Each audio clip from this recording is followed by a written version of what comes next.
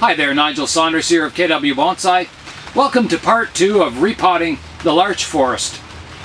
Today is a very cold, wet, rainy day, ideal for repotting.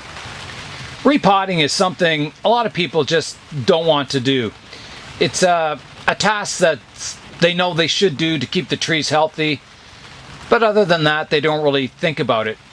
I like to think of repotting as an opportunity to work on your roots, which also helps develop the top of your tree.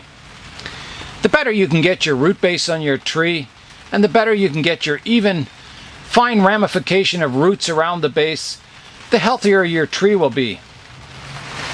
I envision this forest to have roots that grow across the pathways someday. So that will help determine the type of repotting I do on this forest. If I were repotting this forest just for the health of the trees, I could lift this entire forest out as one unit, trim the roots off the bottom of it and some of the sides, and repot it without disturbing all the landscape. However, that wouldn't solve my trying to get roots growing across the pathways. It wouldn't correct any root defects that are in the trees now. For this repotting, I'm going to take everything apart. I'm going to take all the trees out as individual trees, and all the landscape elements I'll transfer to another pot. I have an identical nursery tray here that the trees are in now, so I'll transfer all the rocks and the moss, keeping them in the same position but in this pot. To relocate the trees, I'll have to know the position in the pot, and I have to know the front of the tree, and I have to know which tree goes where. So I'm going to identify the trees by putting a clothes peg on them that are numbered from 1 till 10, and I'll clip it on the front of the tree. So maybe right in here.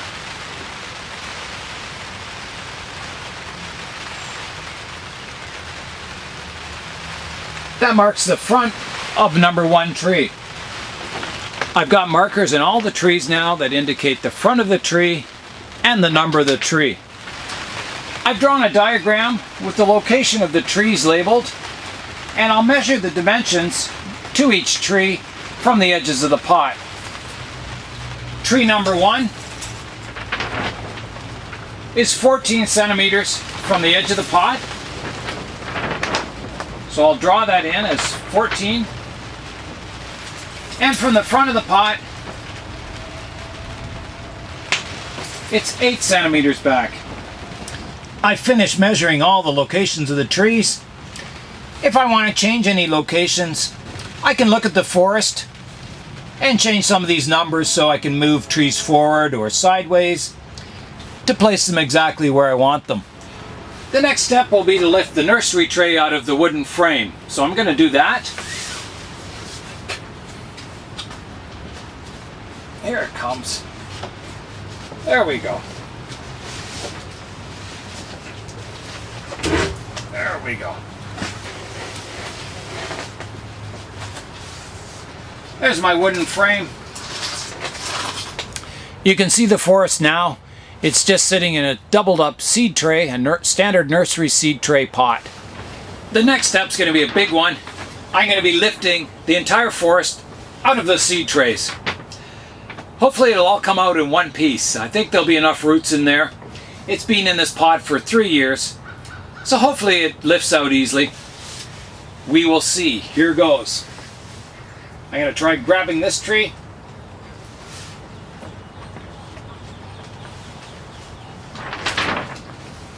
Okay, I think I'm going to have to grab a few trees at once. I'm going to turn it sideways. Let's see what I can do here.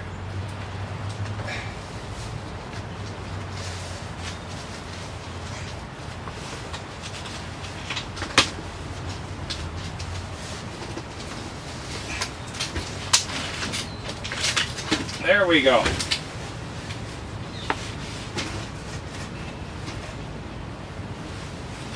And there's our seed tray with all the holes in the bottom. I just melted all those holes in the bottom with a soldering iron. I put about 100 holes in the bottom for good drainage. There's the forest out of its pot. The next task will be to inspect the root base, see what's going on, and then I'll start taking the landscape apart. I'm going to lift the forest up. Let's see what the roots look like. From what I can see, everything looks good with the roots.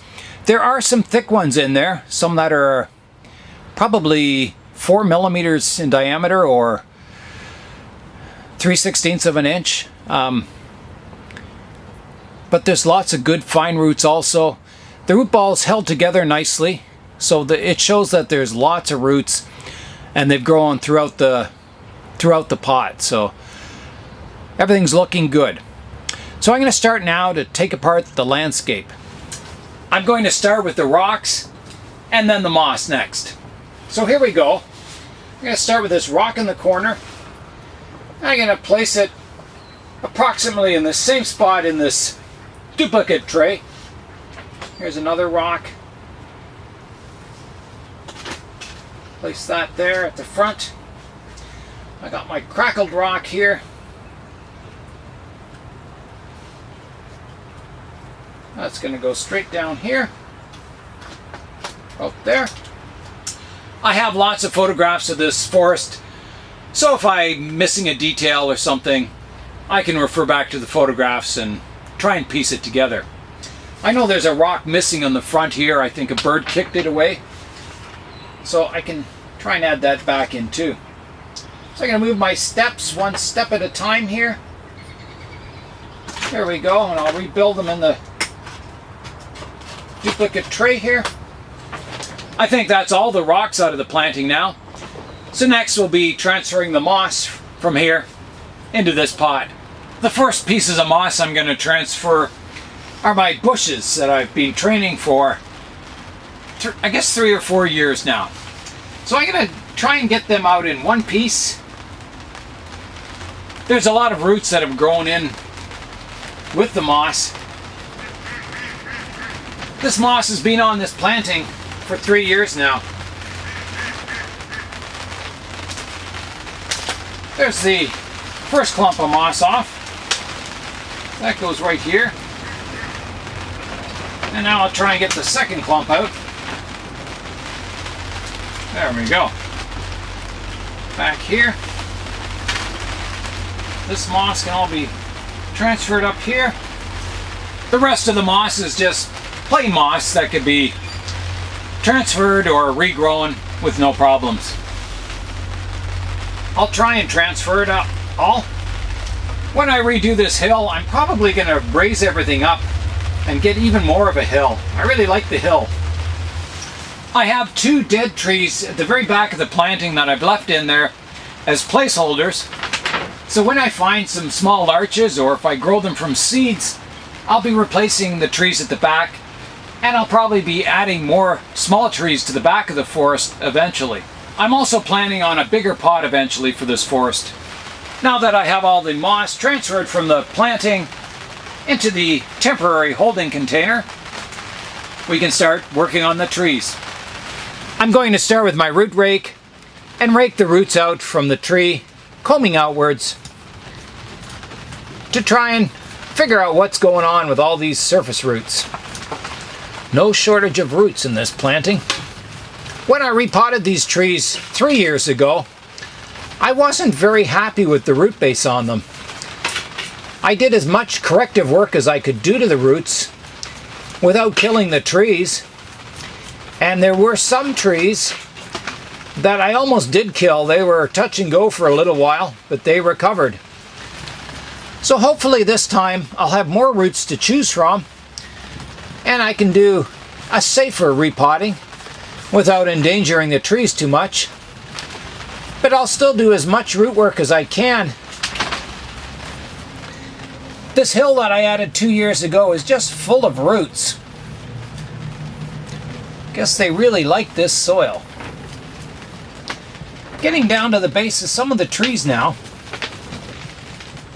Let's see, we got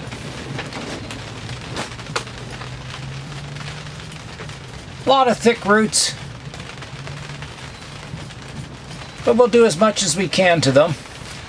I'm very close now to separating my first tree, which is tree number 6. Well, that's what the clothes peg says. So I'm just doing a final rake around the roots and it should pull free. There it comes. There's tree number 6. Now that tree has a good set of roots, nice set of radial roots. I'm happy with that. I know this one doesn't. They're very one-sided. So there'll be a variety of different roots, and that's because these were collected trees.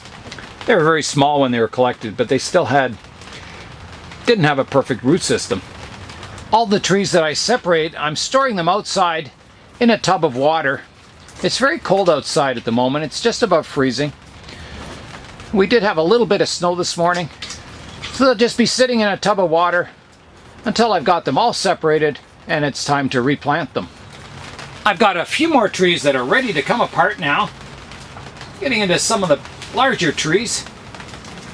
They're still tangled in there, but there's tree marked as number 5. Some of the roots in this planting were quite long. They went almost all the way around the pot.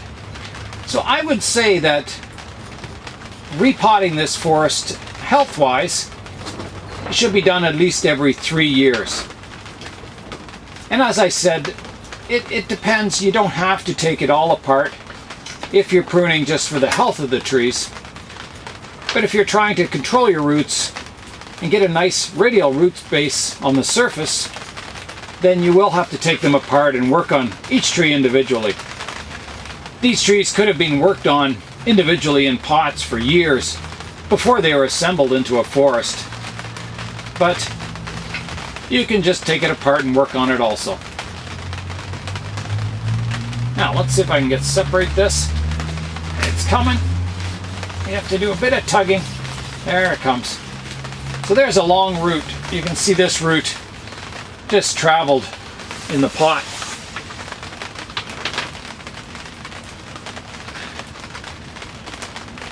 And it's quite thick too. It's going to be tough to get that root out of there. I might have to cut it. I'm not sure how far around the pot it goes. There we go. That was pretty long. Yeah. Another one here that's long. There we go. Yeah, those roots are pretty long. They go for quite a while. So there's another 2 trees separated. Let's get them in the water. I'm working on separating the last 2 trees now. Just doing a little bit of combing. They're just about ready to come apart. Let's see if they'll come apart now. Oh yeah, there they go.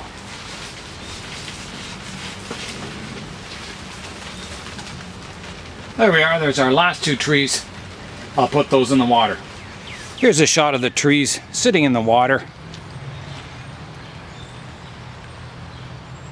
waiting to be planted.